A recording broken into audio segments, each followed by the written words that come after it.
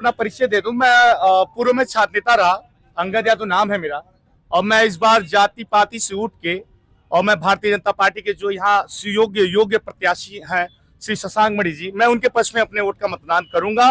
और मैं अपने जाति वर्ग से भी ये भी निवेदन करूंगा, आग्रह करूंगा कि जो समाजवाद का इन्होंने अपने परिवार तक ही सीमित कर लिया, समाजवाद को परिवारवाद बना लिया अभी तक देवरिया में, मैं खासकर अपने यादव भाइयों को, यादव समाज के भाइयों को आग्रह करूंगा कि आपको सोचने की जरूरत है कि स्थितियां क्या है इस समय।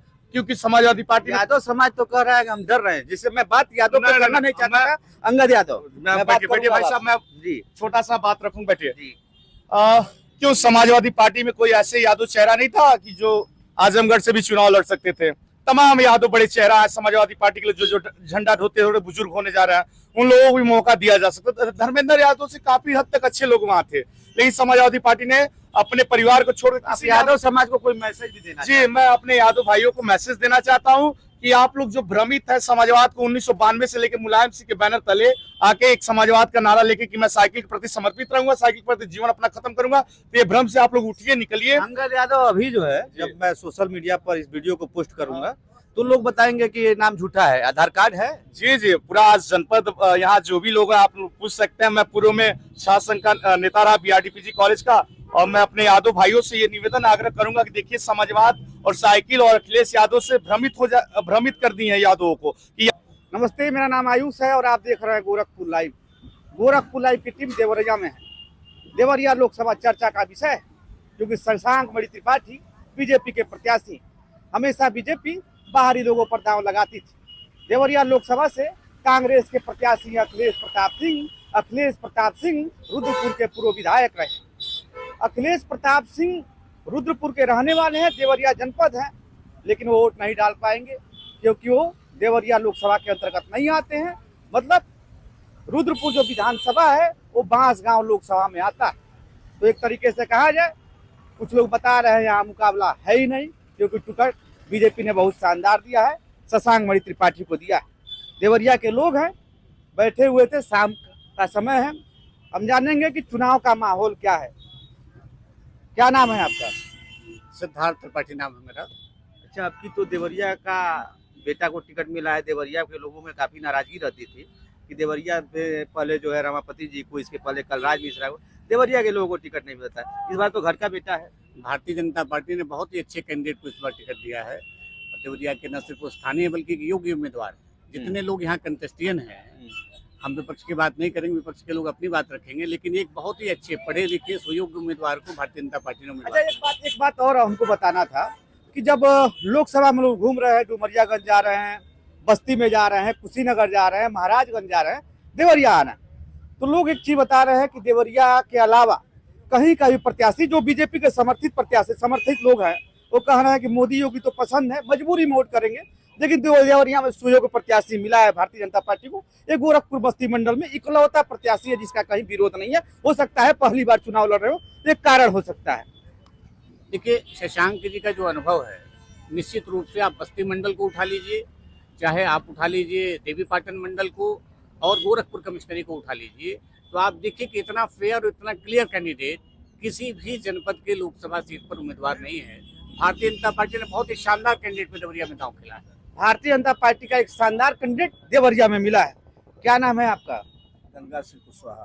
गंगा सिंह कुशवाहा, दो कुशवाहा जी हैं। कुशवाहा जी, आपके नाम के एक विधायक है फाजिल नगर से। हाँ है, फाजिल नगर गंगा कुशवाहा है।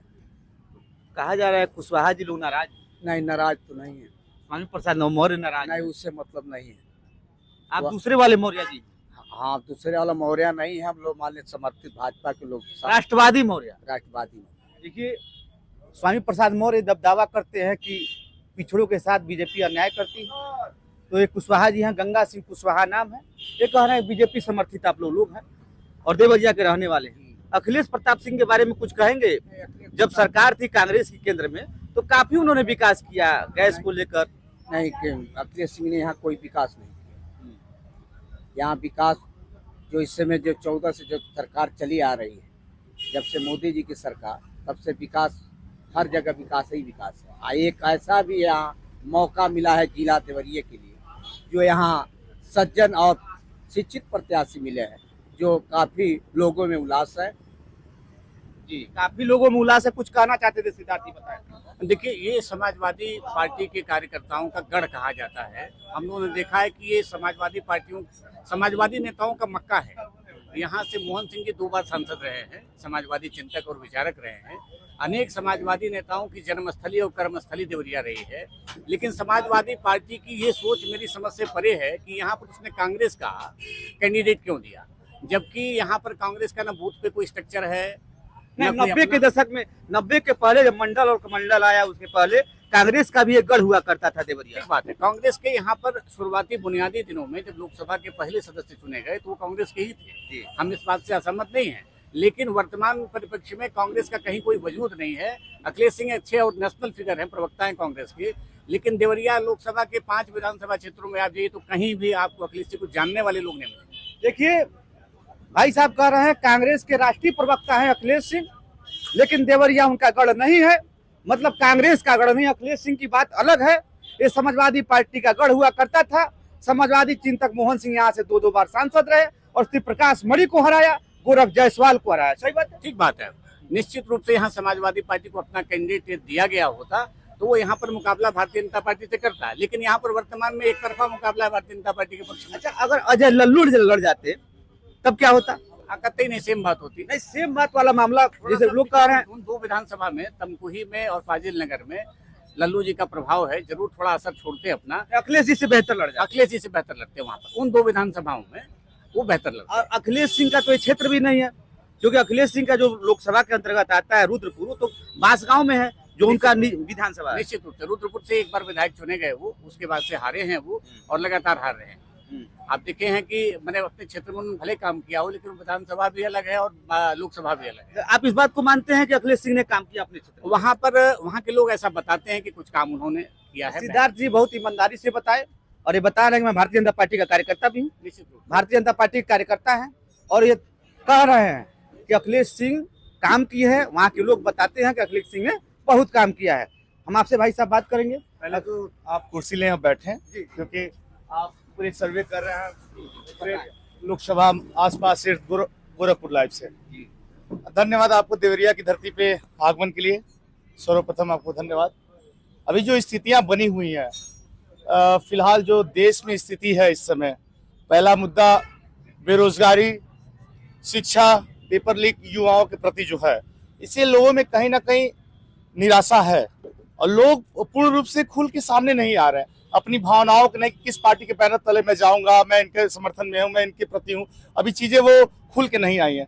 और रही बात समाजवादी पार्टी का गढ़ रहा है, पूर्व में जब विधानसभा के चुनाव हुए तो दूसरे नंबर पे सपा हर यहाँ 7 विधानसभा में काफी अंतर से भी चुनाव हारी, कभी कुछ कम मार्जिन से, लेकिन लड़ाई पर विपक्ष के रूप में समाजवादी पार्टी का यहाँ स्थापित रहा।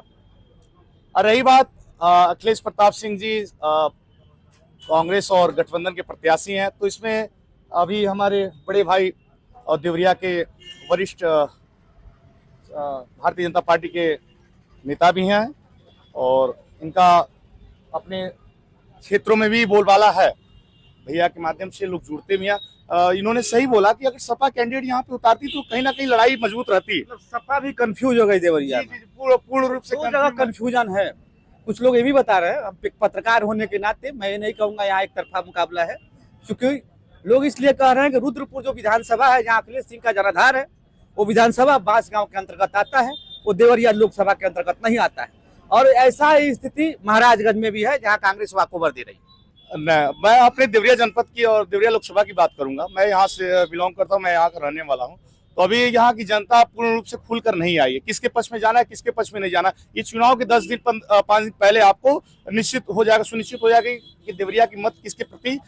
शशांक मणि बीजेपी के नेता है, प्रकाश जी के पुत्र हैं, और अखिलेश प्रताप सिंह जो है कांग्रेस के राष्ट्रीय प्रवक्ता है और एक बड़े नेता है। तो आप दोनों का कंपेयर करेंगे तो कौन बेहतर? नहीं, देखिए वो दोनों की अलग अलग दृष्टिकोण है, वो राजनीतिक दृष्टिकोण से हैं और ये कहीं ना कहीं एनजीओ के माध्यम से देश प्रदेश और पूरे दुनिया में अपने बुलंदियों को छुए हुए हैं। जागृति संस्था है जिस माध्यम से युवाओं को जोड़ने का इन्होंने बहुत ही बेहतर काम किया। इनका एक विजन है, उस विजन के तहत युवाओं को जोड़ने का काम, युवाओं को रोजगार उपलब्ध कराने का काम, ये देवरिया जनपद के लिए इकलौते ऐसे नेता हैं जो देवरिया के स्थितियों को बाखूबी ढूंढ रहे हैं, सर्च कर रहे हैं क्या कमियां हैं, उन कमियों को कैसे दूर किया जाएगा। ऐसे नहीं है कि कोई राजनीतिक दृष्टिकोण से। मतलब आपको लगता है कि नयापन लाएंगे राजनीति? जी जरूर, एक नया उम्मीदें हैं उनसे कि कुछ ना कुछ देवरिया के लिए नया करें, यूथ नौजवानों के लिए रोजगार उपलब्ध कराए, उनसे यही उम्मीदें हैं। जी। और लड़ाई आप बहुत कुछ- मजबूत लड़ाई होगी? जी लड़ाई तो है, लड़ाई क्योंकि 10 साल से जो स्थितियां बनी हुई है देश में,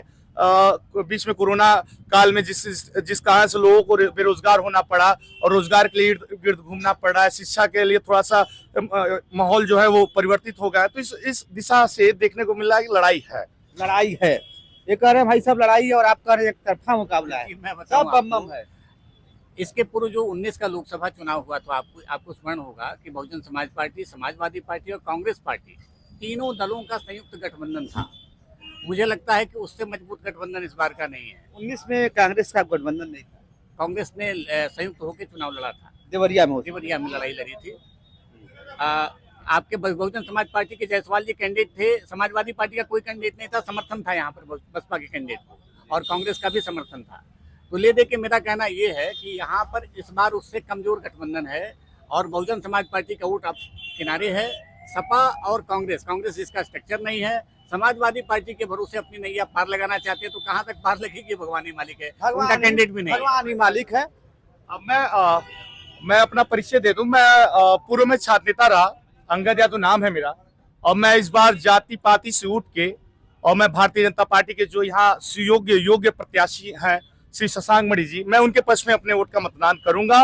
और मैं अपने जाति वर्ग से भी ये भी निवेदन करूंगा, आग्रह करूंगा कि जो समाजवाद का इन्होंने अपने परिवार तक ही सीमित कर लिया, समाजवाद को परिवारवाद बना लिया। अभी तक देवरिया में मैं खासकर अपने यादव भाइयों को, यादव समाज के भाइयों को आग्रह करूंगा कि आपको सोचने की जरूरत है कि स्थितियां क्या है इस समय, क्योंकि समाजवादी पार्टी यादव समाज तो कह रहा है कि हम डर रहे हैं, जिससे मैं बात यादव पे करना नहीं चाहता था। अंगद यादव, मैं बात बैठिए भाई साहब, मैं जी छोटा सा बात रखूं, बैठिए। जी।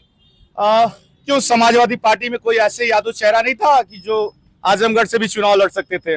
तमाम यादव बड़े चेहरा है समाजवादी पार्टी के लिए, जो झंडा ढोते हुए बुजुर्ग होने जा रहे हैं, उन लोगों को भी मौका दिया जा सकता। धर्मेंद्र यादव से काफी हद तक अच्छे लोग वहां थे, लेकिन समाजवादी पार्टी ने अपने परिवार को छोड़कर यादव समाज को कोई मैसेज भी देना? जी, मैं अपने यादव भाइयों को मैसेज देना चाहता हूं कि आप लोग जो भ्रमित है समाजवाद को 1992 से लेकर मुलायम सिंह के बैनर तले आके एक समाजवाद का नारा लेके कि मैं साइकिल के प्रति समर्पित रहूंगा, साइकिल के प्रति जीवन अपना खत्म करूंगा, तो ये भ्रम से आप लोग उठिए, निकलिए। अंगद यादव अभी जो है, जब मैं सोशल मीडिया पर इस वीडियो को पोस्ट करूंगा तो लोग बताएंगे कि ये नाम झूठा है, आधार कार्ड है। जी जी, पूरा आज जनपद यहाँ जो भी लोग हैं आप लोग पूछ सकते हैं। मैं पूर्व में छात्र संघ का नेता रहा BRDPG कॉलेज का, और मैं अपने यादव भाइयों से ये निवेदन आग्रह करूंगा कि देखिए समाजवाद और साइकिल और अखिलेश यादव से भ्रमित कर दी है यादवों को कि यादव जाएंगे तो जाएंगे कहाँ।